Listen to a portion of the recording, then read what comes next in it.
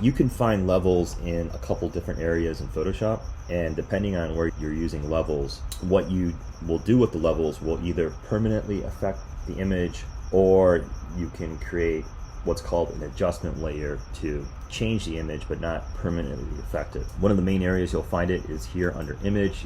You go to image, adjustments, here are your levels, and if I use the levels here and hit OK, that's going to permanently affect the image on that layer.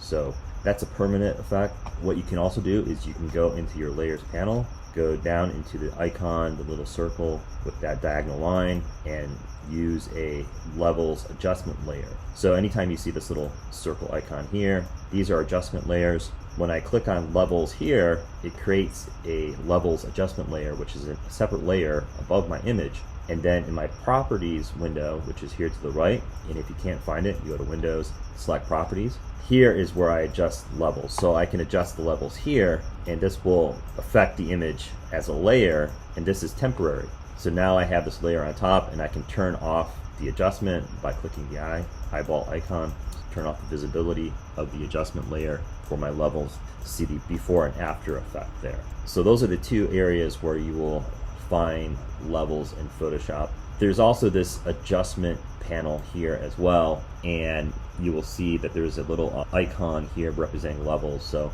this is just a quick way to access the levels without going into the icon in the layers panel. So that, in a sense, is a third way that you can adjust your levels.